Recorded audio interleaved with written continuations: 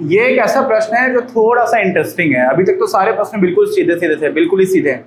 इसमें क्या पूछा जा रहा है कि जांच कीजिए कि क्या किसी प्राकृतिक संख्या क्या होती है, 1 2 3, जहां 1 से स्टार्ट हो रही है और फिर इनफाइनाइट तक जा रही है, लेकिन पूर्णांक है सारे और धनात्मक पूर्णांक है, 1 2 3 4 5 6 7 8 9 ऐसे चलते चले जाएंगे। तो n कोई प्राकृतिक संख्या कुछ भी हो सकती है, 1 लाख भी हो सकती है, 1,05,575 कुछ भी हो सकती है, कोई भी रैंडम नंबर हो सकता है। संख्या 6 की घात n शून्य पर समाप्त हो सकती है। कोई संख्या शून्य पर समाप्त हो रही है, इसका क्या मतलब है? जैसे मान लीजिए एक संख्या है 735, ये क्या शून्य पर समाप्त हो रही है? नहीं, इसका आखिरी अंक क्या आ रहा है? 5 आया। आपने लिखी कैसे संख्या? आप ऐसे तो लिख रहे हैं, पहले 7 लिखेंगे, फिर 3 लिखेंगे, फिर 5 लिखेंगे, लेकिन इसमें अगर 7,350 कर दोगे तो ये संख्या ऐसी है जो शून्य पर समाप्त हो रही है। ठीक, तो यहां से हमें प्रश्न समझ में आ गया। सबसे जरूरी है हमें प्रश्न ठीक से समझ में आया।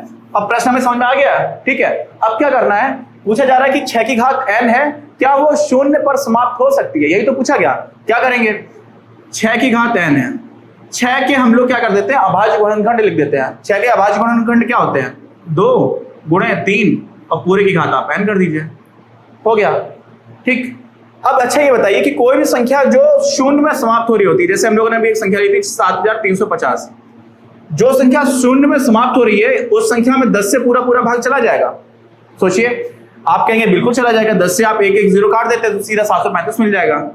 ठीक, अच्छा, हो सकता है कोई दूसरी ऐसी संख्या हो जिसमें शून्य हो अंत में और 10 से भाग ना जा दे रहा हो। ऐसी कोई संख्या है क्या? देखते हैं। कुछ भी लिखा आपने, जो मनाया लिख दिया और लास्ट में एक शून्य लगा दिया। क्यों? क्योंकि हम ऐसी संख्या की बात कर रहे हैं जिसके लास्ट में शून्य आ रहा है। कि ये भी 10 से विभाजित हो जाएगी? बिल्कुल हो जाएगी। क्यों? क्योंकि आप इसमें भी 10 से भाग दोगे तो फिर शून्य कट जाएगा। ठीक है, यही संख्या मान लीजिए होती और इसमें एक शून्य की जगह 2 शून्य लगे होते तो संख्या क्या 10 गुना और बढ़ जाती।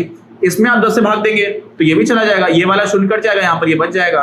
ठीक, इसका मतलब ये हुआ, हमें समझ में क्या आ रहा है कि कोई भी संख्या जिसमें अंत में शून्य आ रहा है, जो शून्य पर समाप्त हो रही है, उसमें 10 एक गुणनखंड होगा, 10 से उसमें भाग चला जाएगा, है ना? बात समझ में आई?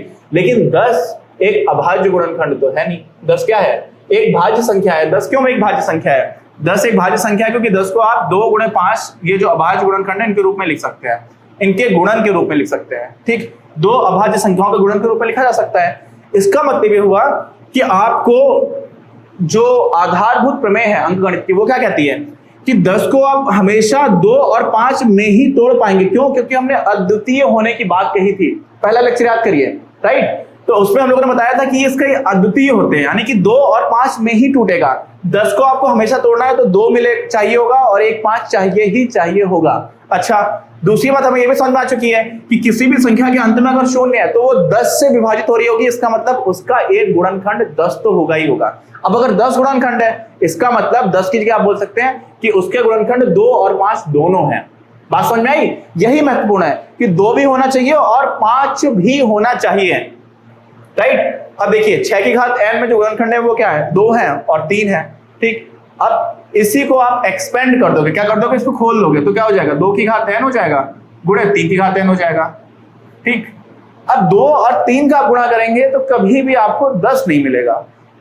10 या एक भी शून्य चाहिए तो आपको कम से कम एक 5 चाहिए है 2 के साथ, और यहां तो एक भी 5 नहीं है, तो आप सीधे सीधे लिख देंगे।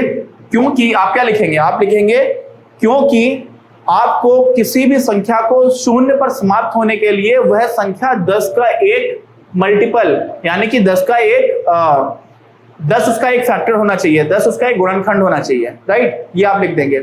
और 10 अगर किसी का गुणनखंड है, इसका मतलब उसका 5 भी एक गुणनखंड है। और 6 की घात n में आपको एक भी 5 नहीं मिलता है।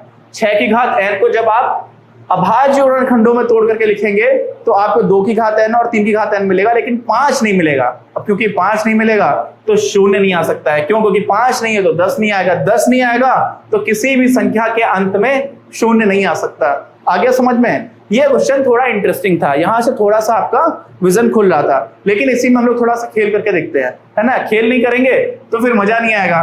तो आप कहते हैं कि सर मैं छोटा था तो मैं सरस्वती शिशु मंदिर में पढ़ता था, मैं आपको अपने स्कूल की कहानियां सुनाते रहता हूँ, है ना?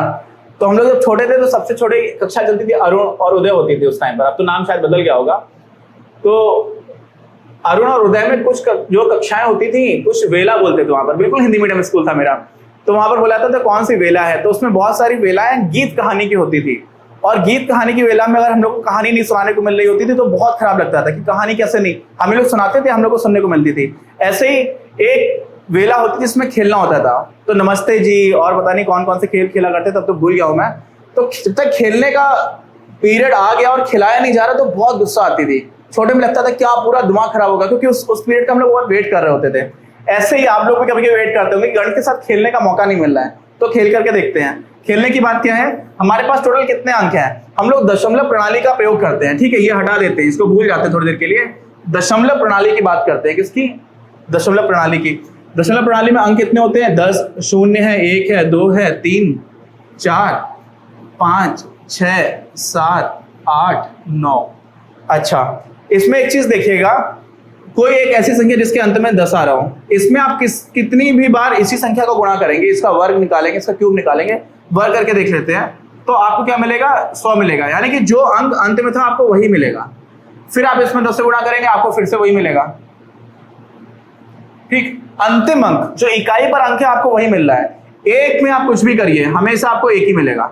तो यहां पर भी जो अंक है वो वही रहेगा।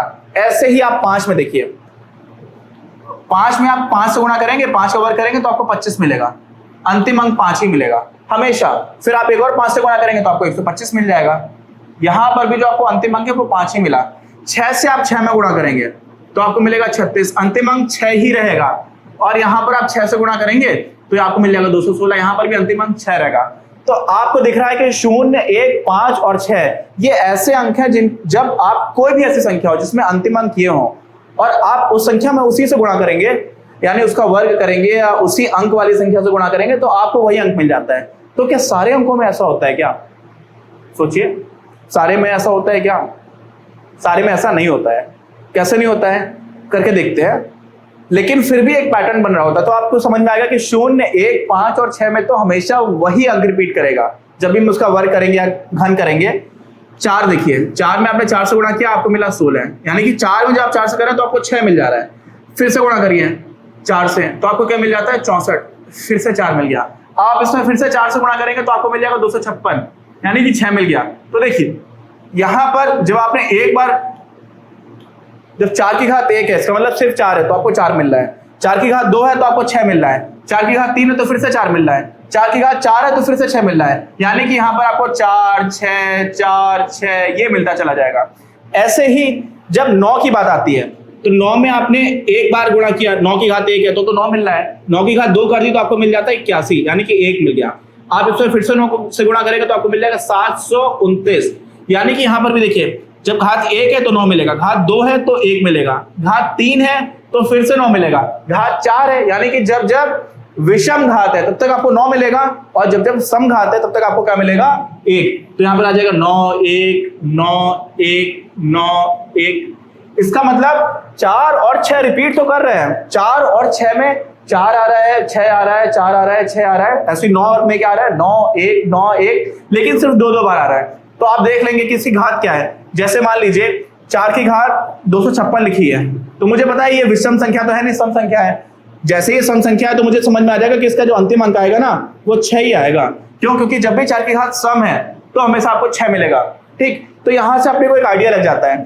अब आपके लिए 2, 3 और 7 और 8 ये मैं आपको यहाँ पे अभी करके नहीं दिखाता हूँ, ये कुछ कठिन नहीं है। इसमें 4 के बाद रिपीटिशन होने लग जाता है। मैं आपको बहुत ब्रीफ में बता देता हूँ, लेकिन आपको ये आगे भी मैं एक बार डिस्कस करके बताऊंगा। फिर आपके लिए आप सोचेंगे कि इतनी ज्यादा इन्फॉर्मेशन होगी, कई बार बहुत ज्यादा इन्फॉर्मेशन डाइजेस्ट करने में आप सोचने लग जाओगे, कंफ्यूज हो जाओगे। हमारा प्रश्न जो ये था वो तो हम ऑलरेडी कर चुके थे। उसके बाद 2, 3, 7 और 8 इसमें रिपीटिशन होता है। ठीक है, 4 बार होता है, उसके बाद से नहीं होता। मैं आपको बस थोड़ा सा एक ब्रीफ में 2 का एग्जाम्पल लेकर के दिखा देता हूँ। 2 की घात 1 क्या हो गई? 2 की घात 1 है 2, 2 की घात 2 क्या है? 4, 2 की घात 3 क्या है? 8, 2 की घात 4 क्या है? 16 और 2 की घात 5 क्या है? 32। 32 में फिर से 2 आ गया, ये देखिए 2 था यहाँ पर स्टार्टिंग में, तो इसका मतलब ये 4 बार रिपीट कर रहा है। 4 बार अलग अलग जाएगा, उसके बाद से रिपीट करना स्टार्ट हो जाएगा। ऐसा ही 3 के साथ होता है। अब मैं 3 की घात 1 नहीं लिखूंगा, 3 होगा, फिर 9 आएगा, फिर 27 आएगा, फिर 81 आएगा, फिर 243 आ जाएगा।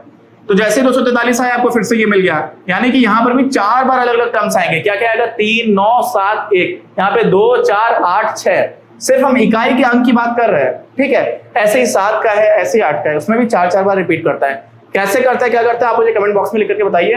और अगर डाउट है कि 7 और 8 में क्या होगा तो आप मुझे ये भी बताइए, मैं आपको फिर से एक वीडियो में बना करके बता दूंगा। और अब अपने अगला क्वेश्चन जो है वो हम लोग अपने अगले वीडियो में मिलेंगे, फिर इसमें करेंगे।